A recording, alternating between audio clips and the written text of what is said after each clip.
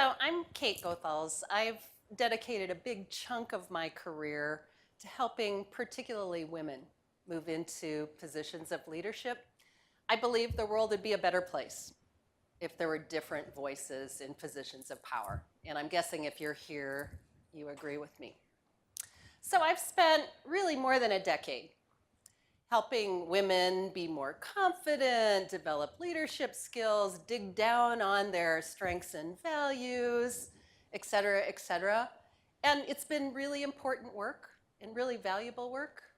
But I have come to the conclusion that women just can't do it alone. That really, there's been a really missing piece in all this great work that we're all doing. And the piece is, very much to the point of our last speaker, the piece is enlisting the people in power. And so how do you do that? And so, oops. Oh, I think my title slide became that. So how you do that is through sponsorship. And I'd like to demystify sponsorship because it's something that is kind of obvious and something we all do, but it's really poorly understood. And I believe it is the true glass ceiling. It is what stands between women and people of color and the C-suite and higher positions within businesses, within government, within everywhere. Okay? So sponsorship, what is it? I'd like you to do a little exercise. So, of course, we're all the sum of all the people who have ever helped us. We really are. And if you believe you got where you are without help, I think you're wrong. I think everybody needs help. We just don't always realize that we're getting that help. So I'd like you to, just because this is such a short time, I usually do this as an hour workshop, I'd like you to think about 3 people who have helped you over the course of your life. It might be a teacher who gave you an opportunity to be on, I don't know, the school newspaper or something. It may be somebody who mentored you. It may be somebody, so think of those 3 people. So I'll just give you a second, picture them.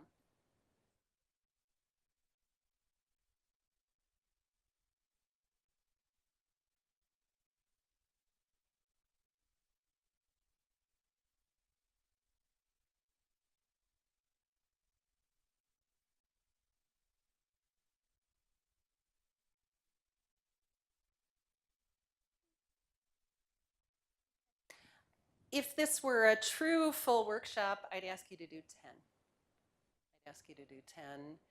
And if you have to think hard, that's good. Think hard. By the way, after this, you should write thank you notes to those people. Yeah. And so the question is, on your list, anybody want to share? Somebody that's on the list, somebody that helped them? Yes. Yeah, I can think of actually just sort of as a pair who I think hired me from a non-traditional. Okay. Okay, so hiring you from a non-traditional role.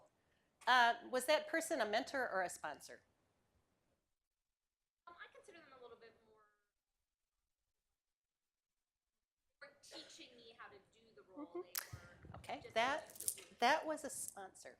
That absolutely was a sponsor, and it may be later on they gave you some advice and some mentoring, but that was sponsorship. Anybody else? Yes. Janice. Hello. sorry.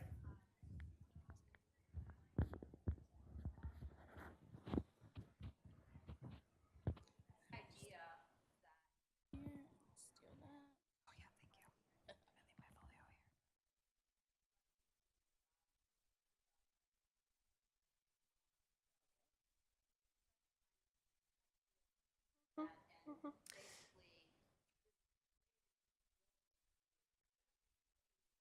Okay. Mentor or sponsor? Which? I need that sponsorship. Yeah, that is sponsorship. What is the difference between a mentor and a sponsor? So a sponsor provides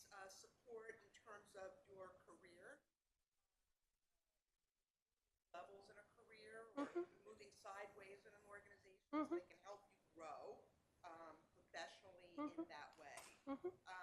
A mentor is somebody who can provide guidance, coaching, support from the Okay. side, so you learn. So guidance, support, coaching, mentor. I think of it as and sponsor, somebody who takes a risk on you. Period. Period. It's all about risk. So I think of it as a continuum. And on one end of the continuum are role models. People you can emulate. They may never know you're looking at them. They could be media stars, whatever. Then comes mentorship. These are people so valuable who give you advice. They prevent you from having to make the mistakes they made. Okay? People can absolutely mentor you. At the next level is sponsorship. And people, by the way, can leap right to sponsor without ever mentoring you. I think that one of the myths about sponsorship is that sponsors are super mentors. So at the next level is champion, okay, where somebody really goes all out for you. And it sounds like maybe Janice had a champion, somebody that was letting her do everything. Women are over mentored. People give them a lot of advice. They tell them, and I bet you all can relate to this, they tell you how your style is not quite up to snuff, and they'll give you advice on how to, et cetera, et cetera. A sponsor is somebody who mentions you behind a closed door. A sponsor is somebody who goes to bat for you. A sponsor really is somebody that risks something for you. Anytime someone recommends somebody for a stretch assignment or promotes them, they do that at risk to their own reputation. I don't think people think about this. They also, by the way, take you on enough to be honest with you. You ask for tough feedback, they have to have faith that you can take it. They have to have faith that you really want it. And I think sometimes women really always want the A+. You really want, the feedback you want. This is true of everyone. You want good feedback. You want to be like, yeah, you're doing great. And you kind of tense up with the tough feedback. In fact, studies show that negative feedback is heard 7 times as loud as positive feedback. So one piece of negative feedback. But in order to grow in your career, in order to get ahead, you have to improve. How do you improve? You improve by trying and failing and benefiting from feedback. So one way to impress a potential sponsor is the ability to actually take on suggestions for improvement and actually improve from them rather than shy away. So here's sponsors. They pick up the phone for you. They mention you for opportunities. They hire you at risk. They give you stretch assignments. They believe you can handle honest feedback. They give you targeted, actionable career advice. And above all, they trust you to deliver because sponsorship is reciprocal. If you don't deliver, you make your sponsor look bad. So I don't know that people think this way. They think, oh, give me advice, whatever.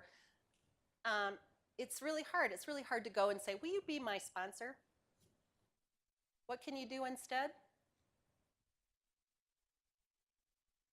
Yeah. I guess we don't have time, so I'll just answer my own questions. You can ask for that tough assignment. You can say, yes, I do want to travel on the job. You can ask for it. I think women, and most of my experience has been with women, don't tend to do that. They tend to think, okay, I'll put my head down, I'll try really hard, and they'll notice me. I'll put my head down, I'll try double hard, and they'll notice me. I'll put my head down and I'll try triple hard, and they'll notice me. And what happens is somebody else is out getting sponsors, and you're working very hard and leading a miserable life. So sponsorship is so important. I think it really is the reason why different people haven't gotten to the top. If you think about Trust. Who do you trust? Sponsors have to trust you. This goes back, I think, to the previous panel. Who do you trust? I know I had lunch with Charlotte Flanagan of Concur the other day, and she does, is she here? I bet she's here. Charlotte, hello. She does a trusted 10. So if you were to think about the 10 people you trust most, so that would be another exercise we don't have time for, but think about it, and don't include your family. Chances are those 10 include people a lot like you. By the way, if you're female, hopefully some of those 10 are other women. And so who do you trust to take on an assignment, but somebody you understand best? Who do you understand best? Someone like yourself. Someone like yourself. And so obtaining sponsorship is all about becoming trusted. All about becoming trusted. And so something in your interview process made them trust that you could succeed. But it's not just about becoming trusted. It's also about becoming a known quantity. People have to know you. They have to know about you. They have to see you in action. So if you're at your desk with your head down, working triple hard, you may not be doing yourself any favors. Okay? So here are the issues. Women and people of color need more sponsorship, but they receive less because people are most likely to sponsor people they understand, they trust, that are like themselves. The higher you climb, the more sponsorship you need because the competition gets fiercer. It's really important to have air cover. It can seem difficult or risky to sponsor across difference. Most leaders, and therefore potential sponsors, are white men. And really, here's a big issue. Women haven't always been great at sponsoring other women. Women are socialized to compete, okay? And if females in the room said they've never felt a tug of competition, they probably didn't go through high school. Yeah, there was a time when it was a zero-sum game and only like one woman could get through, so there was competing, blah, blah, blah. Hey, those days are behind us, in most industries anyway. Those days are behind us. There's no reason to see every other woman as competition, and I think a lot of people try not to, but I don't know, I see it all the time. And so I have some news for you females out there, or some news, some advice, and the advice is QTS. Quit that shit. Yeah, so important. If sponsorship is the difference between getting to the top or not, why aren't we helping each other? I think I've worked mostly with women. I think people of color, same thing. Yeah, very, very important. Okay, so how to find sponsors? You have to become known, and you have to become trusted. So I'd really think make standing out 10% of your job. I do a lot of work with female board members, and one of them I like a lot is the Chief Business Officer of the Gates Foundation, Connie Collinsworth. She says, never waste a lunch. Never waste a lunch. Certainly don't eat it at your desk by yourself. Be out there building relationships. Building relationships. Go outside your silo to learn and lead. You don't just want to be at the mercy of whoever happens to be above you at a given time. You want wide support. You want to be noticed in a lot of quarters. So how do you do that? Boy, take advantage of volunteer opportunities within your company. Often high-level people are involved in that. Go work for a nonprofit, something you're passionate about, some place you can shine. Take on stretch assignments, things that maybe are a risk, but you can stand out. Often even just taking the risk, taking on a project that other people don't want, will make you stand out. It will make you shine. So think about ways that you can stand out. Raise your visibility, speak, right. Find places to show your best. Networking, I think networking, people hate networking, at least the women I know. They're like, oh my God, networking, not another networking event. And I think what people hate about networking is because it smacks of sales. You know, it's like, okay, I've got my elevator pitch and I'm going to wait for that opportunity and just put it in there. And guess what? It's completely ineffective. Do you think people enjoy talking to you if you're like watching for the opportunity to sell? No. People want to build relationships and they want to work with people that they have relationships with. So please reframe networking as relationship building. And guess what? You don't have to be like out hobnobbing with the CEO to network. People at your own level are going to advance. People below you often can sponsor you because they have contacts. People one level above you, have coffee, enjoy it. Find people you like. They can like you and sponsor you, okay? Ask for tough feedback.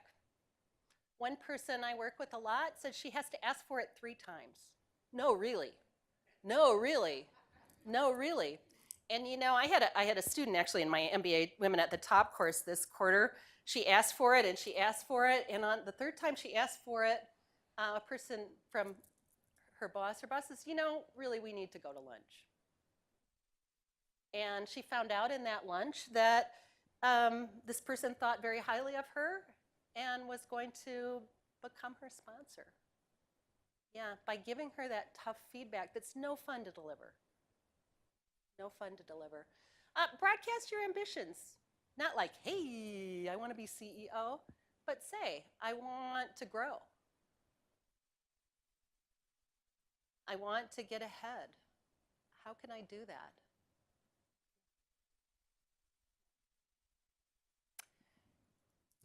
It's a circle, you know. So it's not about just getting sponsored, it's also about sponsoring. Because how can you understand how to get sponsorship if you don't understand how to give it? You don't understand what is an imposition and what is not an imposition? I think women often are afraid to ask. And so, so if you think about who to sponsor, it will be really helpful. So think about sponsoring. You know, first think of it as a valuable skill. Think of it as a virtuous circle. And think about it as a leadership skill. You know, you sponsor somebody, they're going to walk through a brick wall for you. You give them the opportunity, you are their leader. It's a reciprocal relationship. So you are building followership by doing that. And finally, be intentional about the people you sponsor. Seek out difference as well as similarity, okay? Think about if you're white, a person of color, someone of the opposite gender, etc. Think about it. If you sponsor 3 people, and you should really be thinking 3 people, 3 and 3, sponsoring 3, being sponsored by 3, 1 outside your organization, by the way. Seek out difference. Yeah. Whoops. And so I hope we can change the system. The system is run by sponsorship. It's run by, you know, essentially patronage. Patronage.